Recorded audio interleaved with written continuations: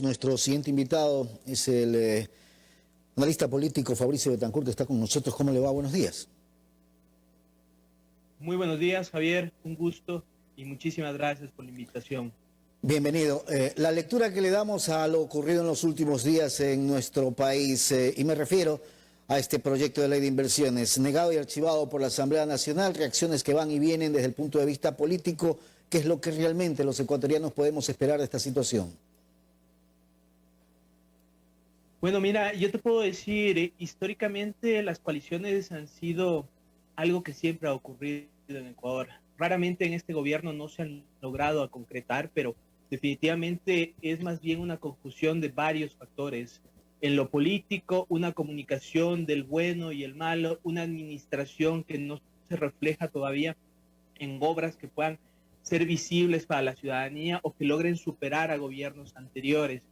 Entonces, estas composiciones de fuerza y más sumado a la antítesis de tener una presidenta de una fuerza ideológica distinta a la de Creo, han sumado a cierta inestabilidad, una inestabilidad que los ecuatorianos no se esperaban, porque se suponía que íbamos a tener más bien un clima de paz, un clima de seguridad jurídica y sumado ahora a todo el tono de comunicación, esto está empeorando cada vez más y está llevándonos a situaciones extremas, ¿no? Que puede o no puede funcionar la amenaza de muerte cruzada, que puede o no puede funcionar la revocatoria por provincia de cada asambleísta. Eso tendremos que verlo más adelante, Javier. La muerte cruzada es un camino bastante riesgoso para un gobierno que de pronto no tiene la aceptación, la popularidad o la aceptación más que todo, pero tampoco son circunstancias, bueno, desde el punto de vista político significa, a ver, asamblea, no me dejas trabajar, esta es la única forma, vamos a una muerte cruzada, 6 meses, yo qué sé, elecciones. Pero también está la situación de saber que este país lo que requiere es una estabilidad para generar, como lo decía hace un momento que entrevistaba al presidente de la Cámara de Comercio de Guayaquil, generar estabilidad e inversión, atracción a los inversionistas para generar lo que se tiene que generar en nuestro país.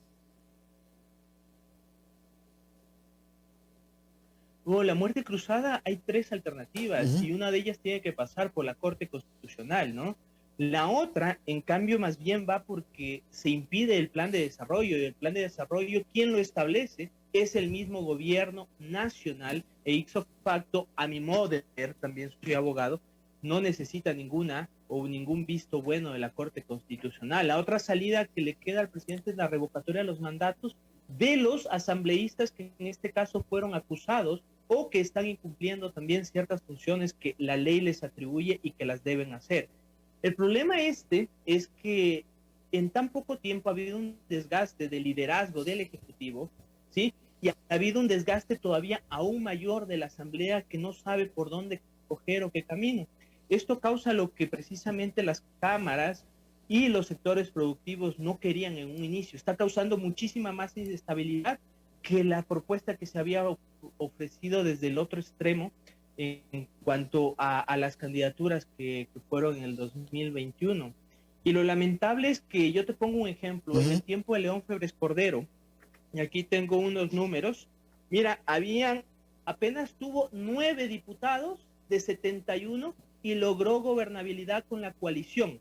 Nosotros tenemos un multipartidismo extremo en Ecuador y se ha ido ahondando todavía muchísimo más con el pasar de los años y después de los 90 ya no eran 10 partidos, eran 14 partidos que estaban representados en la Asamblea. Entonces esto siempre va a generar una inestabilidad por el sistema democrático que nosotros tenemos establecido, Javier. Si no hay estabilidad, si no se calman las aguas desde el punto de vista político, esto genera una incertidumbre hacia dónde queremos ir, ¿no?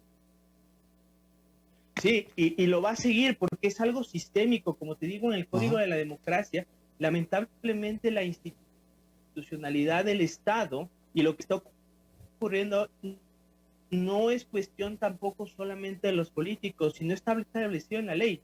Cuando redujeron el sistema de Hong al sistema de Webster, hubo un cambio radical de esos últimos 14 años, cuando estuvo Rafael Correa, en el cual siempre tuvo una mayoría, y después con Lenín Moreno, bien o mal la tuvo, con otro tipo de matiz que todos conocemos. De repente salió el sistema de Webster y esto ocasionó que más o menos en la asamblea hayan 13 partidos políticos, lo cual fue un exabrupto y es bastante complicado porque hay diferentes intereses, porque hay diferentes formas de ganar el mérito ante la ciudadanía y porque lo que nosotros llamamos cuota política o la troncha, definitivamente esta forma de ejercer el poder también es la división del poder con los distintos extractos. Tenemos que pensar en una alternativa que también en los otros partidos tiene que haber gente proba y tiene que haber gente que lo pueda hacer bien, que no se pidan, pero que también se repartan los méritos, buenos o malos en este caso, Javier. Lo fundamental es que haya el consenso necesario para poder gobernar este país, porque la ingobernabilidad no lleva a ningún lado.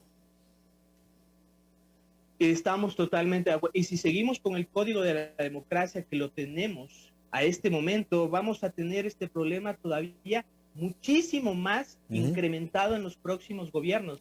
Este problema viene de la ley.